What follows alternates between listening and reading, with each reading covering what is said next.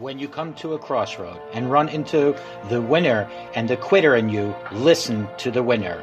The quitter will never take you down the road you want to travel. I believe we all have a winner in us.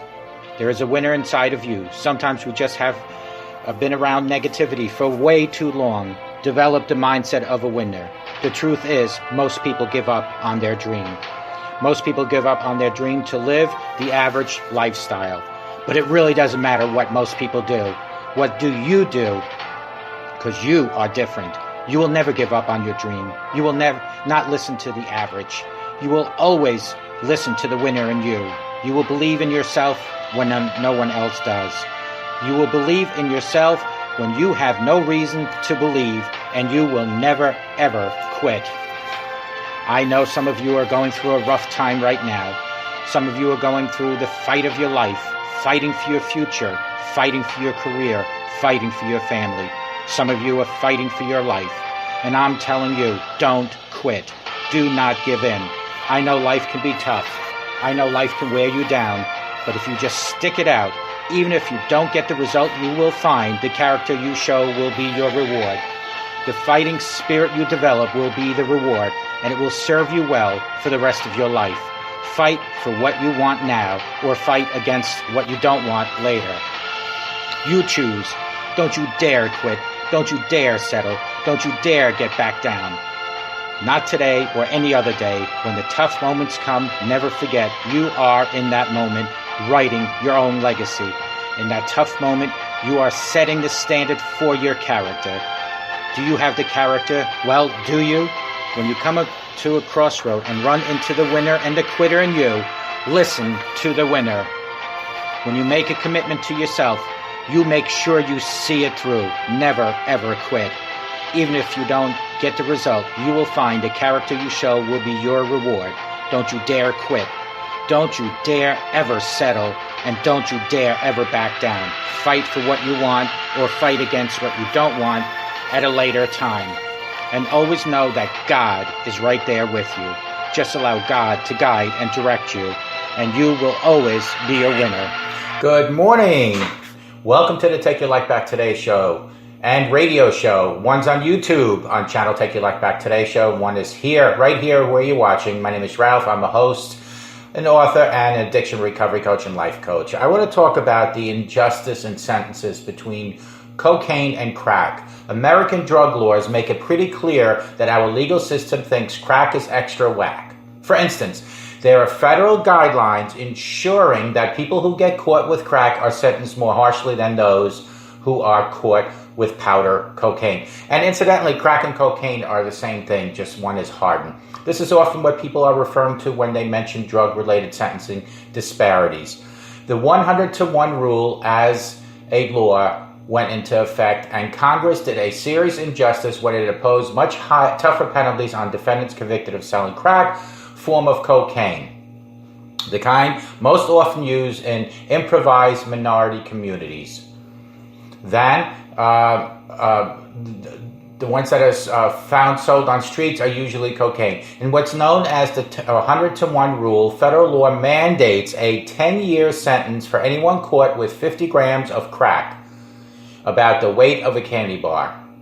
To get a comparable sentence, a dealer selling powdered cocaine would have to be caught with 5,000 grams, enough to fill a briefcase. Crack versus cocaine. Here's the real difference. My friends, listen up now. Possession of powdered cocaine has very different sentencing outcome in the court of law than possession of crack cocaine. Politicians' war on drugs played in the lead role in casting a drug in the light we see today. For a great example of this, check out the presidential address that George H.W. Bush sent across the airwaves from the Oval Office in 1989. You can find that on YouTube. What's most pressing problem today? Then the president asks, cocaine and in particular crack cocaine. Who's responsible? Bush continues. Everyone who uses drugs, everyone who sells drugs, and everyone who looks the other way. He went on to discuss crack itself. It's as innocent looking as candy, but it's turning our cities into battle zones, and it's murdering our children. Crack was used as a scapegoat for complex social problems: unemployment, poor education, lack of resources, violence, and the list goes on. It was easy to blame drugs for inner city woes, which made the war on drugs appear to be a necessary and helpful solution. This is not to say that drug use weren't widespread during the late 80s and in the early 90s, because it really was. And it still is important to note that cocaine is harmful for you in any form. However, demonizing crack is tied to specific beliefs about the users, where they come from, what they look like, and the role they play in society. Friends, is crack really all that different from its more glamorous counterpart, powder cocaine? I don't agree with either one of them, but the answer is simply no. But then again, neither drug is harmless. They are both incredibly damaging. So why does the law look at them so differently? In search of the truth, we asked an expert for help. Jenny Stein from the PharmDB CPS is a clinical pharmacist who maintains a blog focused on addressing the way addiction is viewed and treated. Stein shared the difference between crack and powder cocaine and the science behind the addiction. She also offered her opinion of how crack epidemic began, along with how we should be talking about the drugs, decriminalizing legalization and addiction. Here's a question we had, and are crack and powder cocaine the same drug? The answer is yes, they are the same drug. Both are cocaine. So then, what's the difference between the two? Tell me about crack versus cocaine. The answer? The actual chemical effects of crack versus powder cocaine are not different. However, the chemical makeup of crack versus powder cocaine does slightly differ.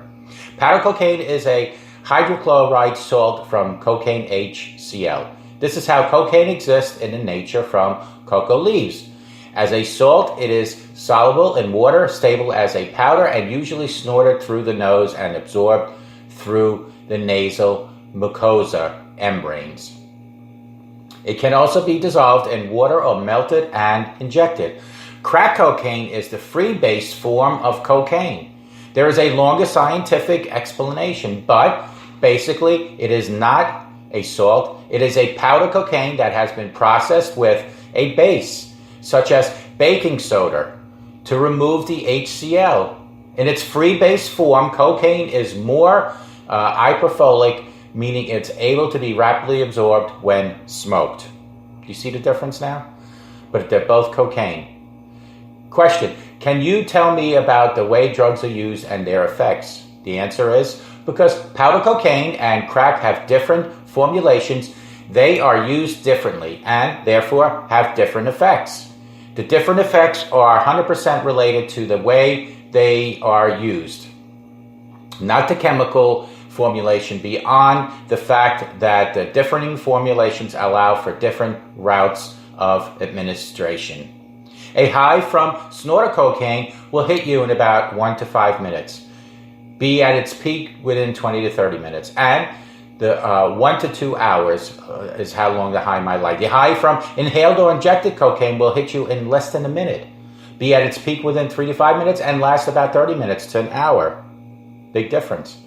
The onset and peak happen much faster with inhaled, if smoked, and injected cocaine, and the user experiences the effects of the drug all at once, so that the user will get higher than if the same amount of cocaine were snorted. Crack cocaine is inhaled, but powder cocaine can be injected, resulting in the same onset peak duration effect that crack produces. Because inhalation and injection get the user high, more drug is delivered all at once, and the high happens faster and wears off faster. The behavior is highly self-reinforcing. This leads itself to repetition or binges, where the user will use or hit over and over to repeat the high that wears off quickly. This pattern of use makes users inhale and inject more vulnerable to addictive effects of the drug. Here's another question we ask. How does cocaine affect your body? Answer is, this is complicated. It affects literally every single organ system in your body. It affects at least 5 or 6 different neurotransmitters in your brain, all at once, in different ways. Again, the differences between crack and powder cocaine are mainly attributable to the route of administration. How you do the drug, so smoking crack can have toxic effects to the lungs that are not problems with snorting cocaine. In the same way, snorting cocaine can have effects on the mucous membranes not seen with smoked crack. Question we had, what does it feel like to be high? Answer, cocaine is a central nervous system stimulant, so it speeds you up. The effects can be thought as similar to a huge dose of caffeine. It's not just a stimulant, it also produces feelings of euphoria or intense pleasure, feeling amazing, feeling like you can take on the whole world, otherwise known as beer muscles. And that has to do with the fact that it releases a huge amount of adrenaline. So not only is stimulating you in the way that caffeine does, but it stimulates you in the way that an adrenaline rush does. It can also be associated with sensory changes because of its effect on dopamine. But it's less common to hallucinate with cocaine than it is with other drugs, although it's within the realm of possibility. There are people that have. So it produces euphoria, feelings of intense pleasure, and those feelings are reinforcing for people that are pleasure-seeking or don't have other sources of pleasure in their life, or maybe the particular high that cocaine produces is the pleasure they like the most. It's very reinforcing. We had another question. How does the reinforcement work? I mean, how does it work? So there are 2 ways that the reinforcement works. One way is from the psychological standpoint.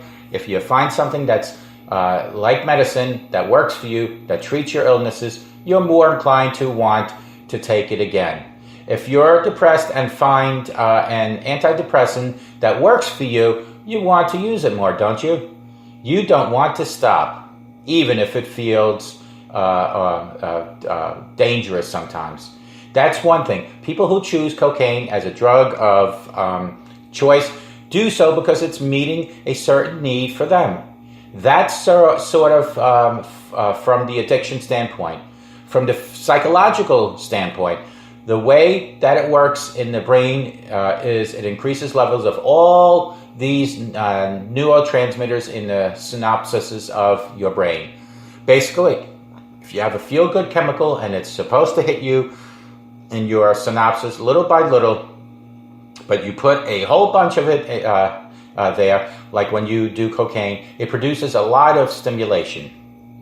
What happens, though, is synapses actually adapts to the higher level of feel-good chemical. So that the more you use the drug, like cocaine, the more this synapses changes. You reduce the number of receptors for the feel-good chemical that exist in the synapses. When that happens, the same amount of feel-good chemical produces less euphoria, and then if you don't have high amounts of the feel-good chemical, you may not be able to feel euphoric at all, because the levels that you are used to having don't produce the same amount of stimulation that they did use at one time.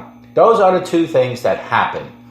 One is, hey, this is working for me, and I want to continue to do to have this experience. And the other is, if I don't continue to use this drug to have this experience, it's becoming harder for me to have the experience in other ways that I'm so used to. Also with cocaine and other drugs that cause rapid tolerance, that's called tachyplaxis. You can also recover. So if you spend a lot of time not using, your synapses go back to normal eventually. The damage is not necessarily permanent. Folks, one more question.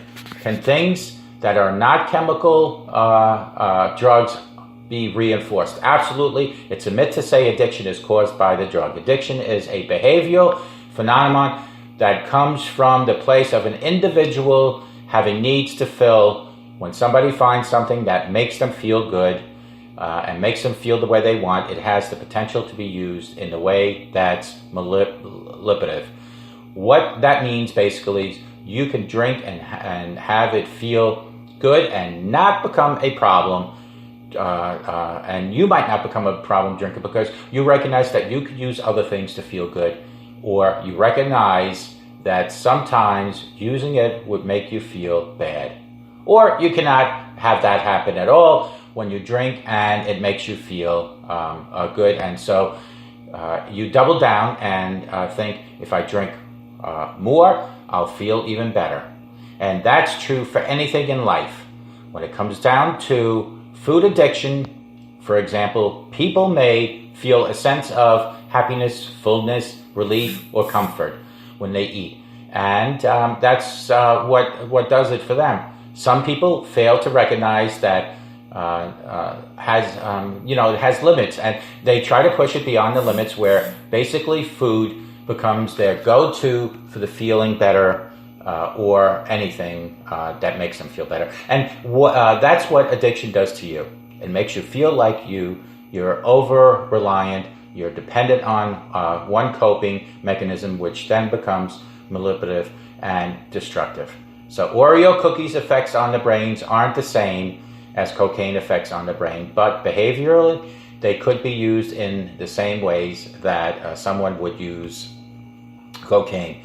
Folks, call me at 844-405-HELP. Together we can help each other take our lives back. Be good to yourselves, be good to each other. Remember, a simple smile to a total stranger can help that stranger, and it can help you. Crack and cocaine are the same thing. They're both cocaine, but the sentencing guidelines are 100 to 1. Remember that. Folks, have a great day. May God bless you, and we'll talk to you guys real soon. Bye-bye. When you come to a crossroad and run into the winner and the quitter in you, listen to the winner. The quitter will never take you down the road you want to travel. I believe we all have a winner in us. There is a winner inside of you. Sometimes we just have been around negativity for way too long, developed the mindset of a winner. The truth is, most people give up on their dream. Most people give up on their dream to live the average lifestyle. But it really doesn't matter what most people do. What do you do? Because you are different. You will never give up on your dream. You will never not listen to the average. You will always listen to the winner in you. You will believe in yourself when no one else does. You will believe in yourself when you have no reason to believe, and you will never, ever quit. I know some of you are going through a rough time right now.